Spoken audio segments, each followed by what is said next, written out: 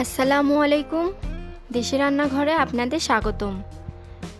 আমি আজকে আপনাদের তৈরি করে দেখাবো ঘরে বসেই কিভাবে রেস্টুরেন্টের মতো বুন্দিয়া তৈরি করবেন। আমরা সচরাচর বাহির থেকে বুন্দিয়া কিনে খাই, যা আমাদের শরীরের জন্য ততটা উপকার না। আজকে আমি আপনাদের দেখাবো এই লোভনীয় বুন্দিয়া তৈরি কিভাবে করবেন ঘরে বসেই, তাও অল্প সময়ের মধ্যেই, মাত্র 2টি উপকরণ দিয়েই। এটি আমরা ছোট বড় সবাই পছন্দ করে থাকি। আমরা যদি বাড়িতে এই স্বাস্থ্যসম্মত বুন্দিয়া তৈরি করি তাহলে আমাদের স্বাস্থ্যের জন্য তা ভালো। আমার যা যা উপকরণ লাগছে এটি তৈরি করতে, এখানে আমি 3 কাপ বেসন নিয়ে নিয়েছি। আপনারা ইচ্ছা মতো বেসন নিতে পারেন। এখানে আমি বেশি করে বানাবো দেখে ফ্রিজিং করবো, এই জন্য আমি বেশি করে বেসনটা নিয়ে নিয়েছি। এখানে আমি সামান্য চাউলের গুঁড়া ইউজ করতেছি। আপনারা এখানে চাইলে ময়দাও ইউজ করতে পারেন। এখানে চাউলের গুঁড়াটা ইউজ করাই ভালো, এবং আমি খাবার সোডা ইউজ করেছি। এখানে আমি হাফ চিমটি খাবার সোডা দিব এবং 2 টেবিল চামচ চাউলের গুঁড়া দিব। দিয়ে ভালোভাবে বেসনের সাথে মিশিয়ে নিব হাত দিয়ে।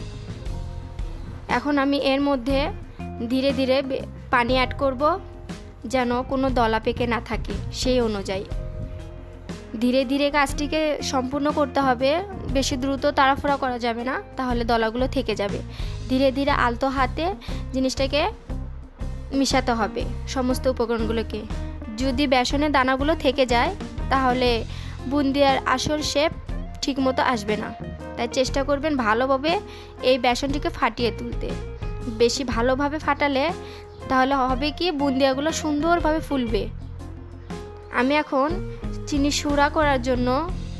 সুরা তৈরি করার জন্য এখানে পর্যাপ্ত 3 কাপ পানি ইউজ করতেছি, এবং এর মধ্যে আমি দিয়ে দিব 3 কাপ চিনি। দিয়ে ভালোভাবে এটিকে জাল করতে থাকবো হাই হিটে। আমার চিনিগুলো দেখুন ধীরে ধীরে গলে যাচ্ছে, গলে গিয়ে এর বলক এসেছে।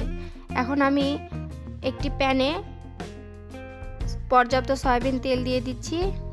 দেখুন আমি এখন একটি চামচের ওপর ফুটা চামচের ওপর একটা চামচের সাহায্যে ধীরে ধীরে দিয়ে ধীরে ধীরে নাড়তে থাকছি। আপনারা দেখতেই পাচ্ছেন বেশি দ্রুত করা যাবে না, একসাথে বেশি বুন্দিয়া দেওয়া যাবে না, তাহলে হবে কি দলা বেঁধে যাবে।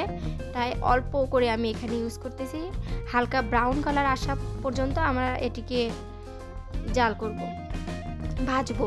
দেখুন আমার হালকা ব্রাউন কালার চলে এসেছে। এখন আমি এটিকে তুলে নিচ্ছি। এইভাবে আমি পর্যায়ক্রমে সবগুলো বুন্দিয়াকে ভেজে নেব, তাহলে সবগুলো শেপ ঠিক মতো আসবে। এখন আমার চিনির সুরাটা তৈরি হয়ে গেছে। দেখুন হালকা আঠা আঠা হয়ে আসলেই বুঝে নেবেন যে চিনির সুরা তৈরি হয়ে গেছে। আমি এখন এই চিনির সুরাগুলোর মধ্যে যে বুন্দিয়াগুলো ভেজে রেখেছিলাম সেগুলো দিচ্ছি ধীরে ধীরে। দেখুন কতটা লোভনীয় দেখা যাচ্ছে আমার এই বুন্দিয়া। কেন আমরা বাইরের খাবার কিনবো, যদি ঘরে বসে এই মজাদার বুন্দিয়াটি তৈরি করা সম্ভব হয়। চেষ্টা করবেন।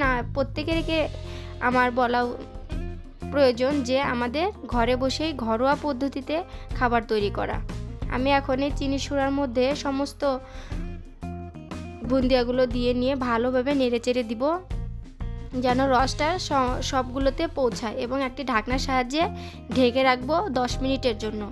দেখুন আমার বুন্দিয়াগুলো কেমন দেখা যাচ্ছে, আপনারা দেখেই বুঝতে পারছেন যে অনেক লোভনীয়, যা আমরা ছোট বড় সবাই পছন্দ করে থাকি। এটা খেতেও সুস্বাদু। আমার এই ভিডিওটি ভালো লাগলে অবশ্যই আমাদের চ্যানেলকে সাবস্ক্রাইব করুন এবং পাশে থাকা বেল আইকনটি